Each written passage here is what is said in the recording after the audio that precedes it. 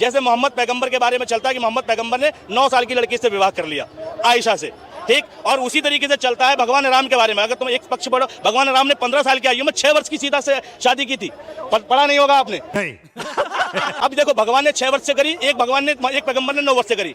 ना पैगंबर के वक्त तुम मौजूद थे, ना राम के वक्त हम मौजूद थे। भगवान की लीला भगवान जाने। बात तो सही है। महात्मा गांधी भी विलन है किसी किसी के लिए, लेकिन किसके लिए? जो आरएसएस का और नाथूराम गोडसे का समर्थक है। अगर नाथूराम गोडसे के समर्थक ने किताब लिखी है ना, तो उसके लिए महात्मा गांधी बहुत बड़े विलन है। ये बड़ी अच्छी बात कही है। अगर हम देश में एक तिरंगे के नीचे खड़े होना सीख जाए ना, हमारे दिमाग से मंदिर और मस्जिद निकल के साइड फेंक जाएगा। गलती यही है कि तुम तिरंगे की जगह भगवे के नीचे खड़ा होना चाहते हो। अगर मोदी नहीं रहेंगे तो सनातन नहीं रहेगा, इनका कहने का मतलब ये है। तो भैया, तो तुम्हारा धर्म सही मायने में अगर राजनीति का शिकार है तो तुम्हारा धर्म सच में बहुत छोटा है। अगर तुम्हारा धर्म मोदी जी का मोहताज है, ठीक, तुम्हारी धार्मिकता मोदी जी की मोहताज है, तुम्हारा धार्मिक होना योगी जी का मोहताज होना, तो शक है मुझे तुम्हारी धार्मिक होने पर।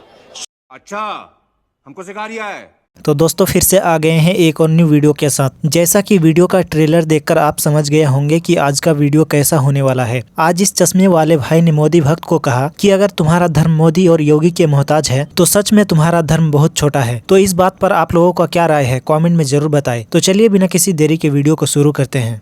हो सकता है तुम आज गर्व महसूस करो कि देश हिंदू राष्ट्र हो जाए, धर्म के नाम पे देश को एक वो ले लो कि टैग ले लो, लेकिन कहाँ खड़ा है? 57 मुस्लिम देश हैं। कौन सा प्रतिनिधित्व करते हैं 57 मुस्लिम देश? सारे धर्म के नाम पर हैं। किस देश का यहाँ पर बहुत बड़ा नाम है? अगर देश पूरी दुनिया में किसी का नाम है तो भैया वो अमेरिका है, जो डेमोक्रेटिक राष्ट्र है। पूरी दुनिया में सुपर पावर में नाम आता है तो रशिया है, ठीक है, जो धर्म की फिलॉसफी से बहुत ऊपर उठ चुके हैं। और वहाँ पर सिर्फ एजुकेशन की बात होती है, टेक्नोलॉजी की बात होती है। और हमारे देश में क्या चल रहा है? मंदिर मस्जिद। बात तो सही है। एक पुलिस वाला चलते हुए नमाज पढ़ने वाले व्यक्ति को लात मारता है तो ये जहरी तो है उसके आदमी में, क्योंकि उसने संवैधानिक पद का गलत इस्तेमाल किया। अगर उसके मन में कानून की बात होती, संवैधानिक तरीका होता, चलो बैठ गए, वो बाद में कागजी तौर पे मुकदमा लिख देता, कार्रवाई कर देता, ये लीगल तरीका था, और जो सजा होती कानूनी तौर पर उसे होती। अगर गलत भी किया था, ये अधिकार उसको किसने दिया कि वो लात मार दे? ये तो अंग्रेजी शासन हो गया। अंग्रेजों ने मंगल पांडे के कंधे पे मारा था, और सुनो, धनानंद ने चाणक्य के कंधे पे लात मारी थी। ये बड़ी अच्छी बात कही है। तो ये तो वही हो गया सेम। तो हम कहाँ चले जा रहे हैं और कौन सा देश दे रहे हैं मोदी जी? बताओ। क्या बोलेंगे? इन्होंने कहे हैं कि महाभारत में हिंदू मुसलमान से लड़ाई नहीं हुआ। सही कहे इन्होंने, सही कहे। लेकिन वो मोहम्मद गोरी कौन था? औरंगजेब कौन था? सुनो सुनो सुनो सुनो सुनो, जो आकर के हमारे 500 हजारों साल पहले आकर के हमारे देश पर शासन किया, और शासन करने के बाद हमारे जो धरोहर थे हिंदुओं की, मंदिरें थी, सबको नष्ट कर दिया और उस पर मस्जिद की स्थापना करी। मैं कब हो गया ये? आज अगर मोदी जी आए हैं, अब मोदी जी के शासन काल में राम मंदिर बनी या कोई और मंदिर बनेगा, तो आपको परेशानी किस बात की है? और रही बात, सुनो ने, बहुत परेशानी किस बात? आपने कब कॉम्युनलवाद की राजनीति मोदी जी ने 10 साल में क्या किया है बताओ? अभी एक मुस्लिम था, मध्य प्रदेश का था, उसने कहा बहुत बढ़िया सरकार चली है, मोदी जी फिर जीत कर कहेंगे। क्यों? उसका विचार देश के प्रति सकारात्मक है। अरे चाचा, आप भी अपना विचार देश के प्रति सकारात्मक रखिए ना। आप क्यों अपने धर्म के प्रति सकारात्मक हो रहे हो? उसको अपनी कौम के नहीं, देश के प्रति सकारात्मक, ऐसी सकारात्मक सोच वाला मुस्लिम अगर देश में हो जाए तो गंगा जमुना बह जाएगी। तुम ये कह रहे हो मोहम्मद गोरी, औरंगजेब, मंदिर बन रहा तो क्या दिक्कत है? चलो बता देता हूँ। भारत में है 2 मिलियन से ज़्यादा मंदिर, 20 लाख से ज़्यादा मंदिर हैं, 3 लाख से ज़्यादा मस्जिदें हैं भारत में, जो कि पूरी दुनिया में नहीं है कहीं भी। क्या बात कर रहे हैं? दोनों का डेटा पूरी दुनिया में, जितने इस्लामिक देश है उसमें इतनी मस्जिद नहीं है, और जितने हिंदू देश तो 2-4 ही हैं उनमें इतने मंदिर नहीं है। 20 लाख, चलो मस्जिदों में तो कोई चंदा पंदा का जो डेटा है वो ना के बराबर है और आता भी नहीं, लेकिन मंदिरों का डेटा ना। अभी 16,000 मदरसों को यूपी में बंद करने की चल रही है, वो 13,000, और वो फंडिंग कहाँ से? विदेशों से हो रही है। भाई क्या बोल रहे हो तुम? अच्छा, हमको सिखा रिया है। मस्जिदों में फंडिंग आती है, विदेशी फंडिंग आती है, ठीक है, सरकार उस पर मुकदमा करे, कार्रवाई करे, ध्वस्त कर दे। और कुछ? भाई सरकार सो रही है, विदेशों से फंड आ रहा है तो बाहर से NFIA आ रहा है, net factor income from abroad बोलते हैं। अगर विदेश से कोई इनकम आ रही है और वो सरकार की निगरानी में नहीं है, उस पर टैक्स नहीं जा रहा, तो भी सरकार का फेलियर है। बात तो सही है। एक बात। दूसरी बात, मंदिरों से 20 लाख मंदिर हैं देश में, ये मैं अप्रोक्स बता रहा हूँ, ज़्यादा ही है इससे। 100 मंदिर ऐसे हैं भारत में जिसका बजट भारत सरकार से भी दोगुना है। क्या बोला तूने? देश में हिंदुओं की संख्या 97 करोड़, फीसदी में आते हैं 80%, और 80% में गरीब हिंदुओं की संख्या है 55%। उन हिंदुओं के लिए उस मंदिर ने उन हिंदुओं के लिए सनातनी सत्य है ना, देश में सनातन की जय है, देश हिंदू राष्ट्र की ओर है। मैं बताऊं उन लाखों रुपए के चंदे का गरीब हिंदू को क्या फ़ायदा मिलता है।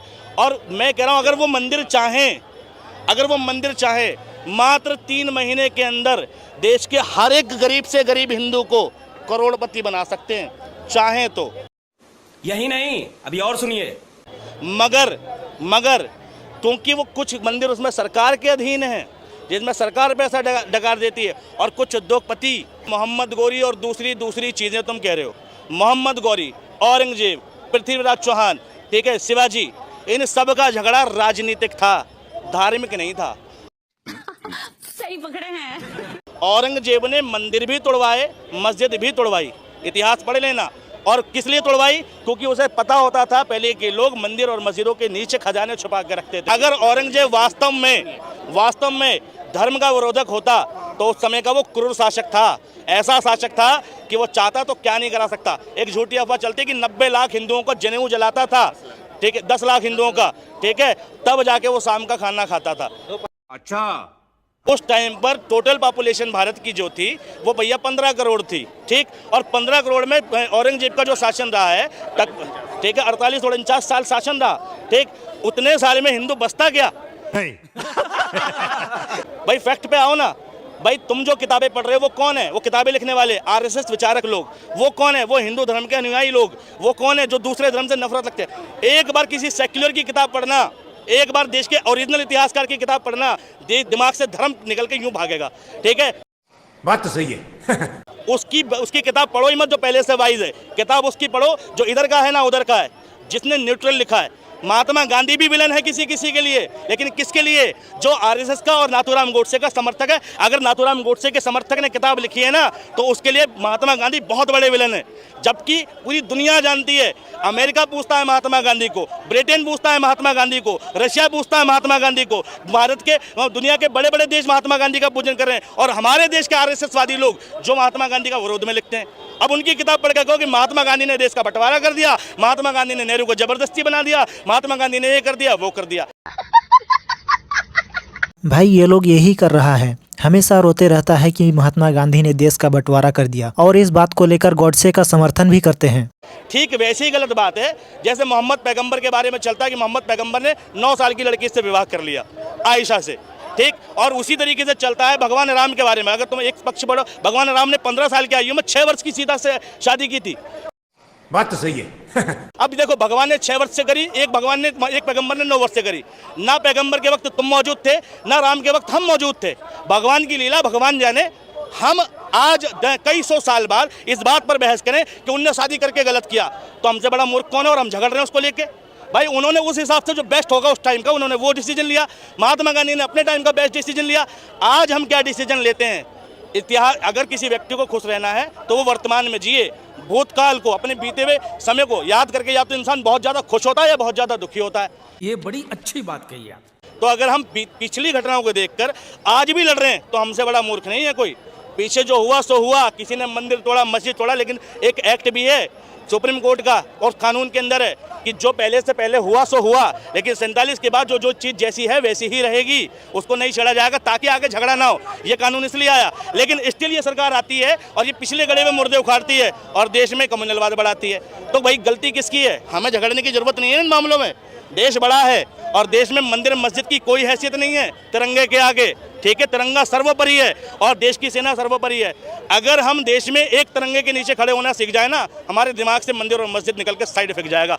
गलती यही है कि तुम तिरंगे की जगह भगवे के नीचे खड़ा होना चाहते हो। मोदी की गलती है कि तुम तिरंगे से ज़्यादा बड़ा भगवे को मानने लगे हो। तो दोस्तों आज की वीडियो यहीं तक है। उम्मीद है आपको वीडियो पसंद आई होगी। अगर आपके भी मन में इस वीडियो से रिलेटेड कोई सवाल है तो कमेंट में जरूर बताएं और चैनल पर नए हो तो सब्सक्राइब जरूर करें। तो फिर मिलते हैं एक और न्यू वीडियो के साथ।